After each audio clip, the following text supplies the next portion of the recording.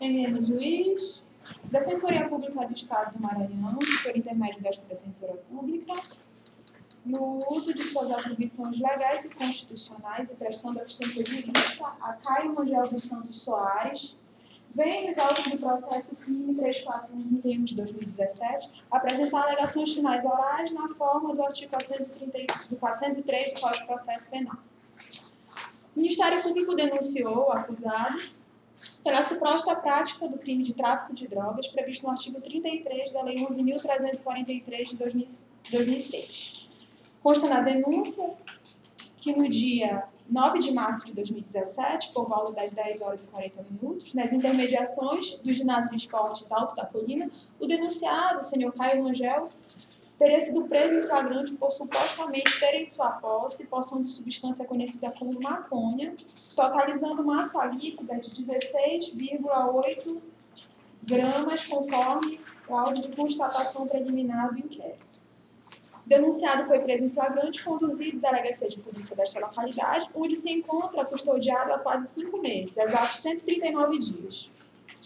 Notificação do acusado em 26 de maio de 2017, seguida da resposta à acusação apresentada por este órgão defensorial em 19 de junho de 2017, às folhas 42 dos autos. Nesta data, foi realizada a audiência de instrução e julgamento, oportunidade em que foram ouvidas as testemunhas de acusação, de defesa e realizado o interrogatório do acusado. Vale ressaltar que não consta nos autos o laudo toxicológico definitivo da substância apreendida. Encerrada a instrução processual, em alegações finais orais, o Ministério Público pugnou pela desclassificação da imputação constante na denúncia para o delito previsto no artigo 33, parágrafo 3º da Lei de Drogas, oferecer drogas eventualmente sem objetivo de lucro à pessoa de seu relacionamento para juntos consumirem. Eis em síntese o resumo dos fatos.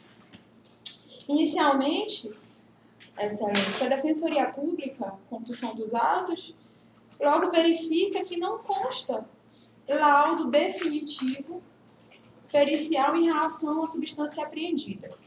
Sabemos que, de acordo com o artigo 50, parágrafo 1º da Lei de Drogas, para efeito da lavratura do auto de prisão em flagrante, é suficiente o laudo de constatação provisório firmado por perito oficial ou, na falta dele, qualquer pessoa idônea. No entanto, este laudo provisório de constatação serve apenas para a lavratura da prisão em flagrante. Jamais podendo servir de elemento de prova para o oferecimento da denúncia e muito mesmo para a condenação pelo delito de tráfico de drogas. Assim, a comprovação da materialidade do crime de tráfico somente é possível através da confecção do laudo definitivo de constatação de natureza e quantidade da droga, prova técnica que, no caso, é indispensável para sustentar a eventual condenação. Ainda que para o crime previsto no artigo 33, parágrafo 3º da Lei de Drogas. Assim, não sendo possível comprovar a materialidade do crime com o laudo provisório de constatação, nem mesmo a confissão do próprio acusado é suficiente para embasar o decreto condenatório, face à imprescindibilidade do laudo toxicológico definitivo.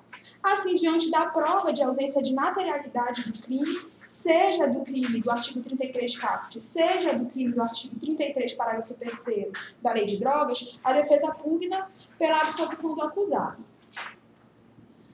Subsidiariamente,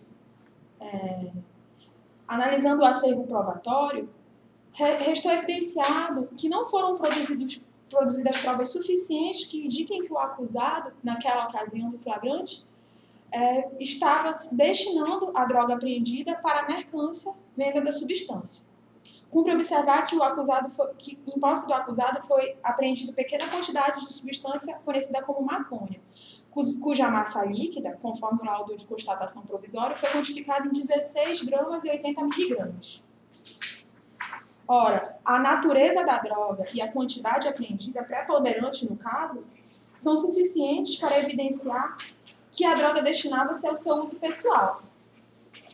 Embora as drogas apreendidas estivessem condicionadas em pequenas porções, no volume de 5 porções, conforme o depoimento do próprio acusado, cada porção é suficiente para fazer 2 cigarros de maconha. E considerando a quantidade de consumo do acusado, a droga apreendida seria consumida em pouco menos de 3 dias. Vale ressaltar que os 2 indivíduos que foram surpreendidos naquela oportunidade com o acusado, embora não tenham sido conduzidos e não tenham sido ouvidos pela autoridade policial, hoje aqui perante esse juízo afirmaram que naquela ocasião, em nenhum momento, o acusado ofereceu a droga à venda. Pelo contrário, os 3 abordados pela autoridade policial são usuários e estavam com pequenas quantidades de drogas. Assim, percebe-se que a prova utilizada pelo Ministério Público, tanto para embasar a denúncia quanto a desclassificação, resume-se ao depoimento dos policiais que prenderam o acusado e que tentam legitimar em juízo a captura do mesmo. Vale destacar ainda que o acusado leva uma vida extremamente simples, não condizente com o caráter altamente lucrativo de tráfico de drogas. Afinal, mora com sua mãe, não possui carro ou moto, não constituiu advogado nesses autos por ausência de condições financeiras, sem falar que foi apreendido em uma bicicleta com apenas R$30 no bolso e portando um modelo de celular antigo, conforme se verifica no termo de apreensão de folha 18 dos autos. Assim, deve-se ressaltar que não cabe ao réu comprovar que tinha droga para o consumo, mas sim a acusação comprovar que a droga não se destinaria a esse fim, face o princípio da presunção da inocência. Enfim, temos que não há nos autos elementos a provar a prática do crime de tráfico de drogas, tampouco a prática do crime previsto no artigo 33, parágrafo 3º. Razão pela qual a defesa pugna pela desclassificação do crime previsto na denúncia para o delito previsto no artigo 28 da Lei de Drogas, o uso de posse de entorpecentes para uso pessoal.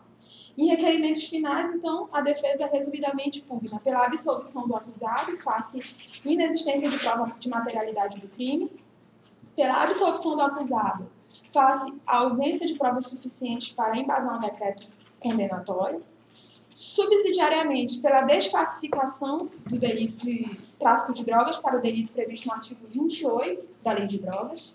Em caso de condenação, a defesa pugna pela fixação da pena base no mínimo legal, pelo reconhecimento da atenuante da menor idade relativa, tendo em vista que o acusado contava com 20 anos de idade na data dos fatos, bem como o afastamento da súmula 231 do STJ para aplicação da pena intermediária abaixo do mínimo legal.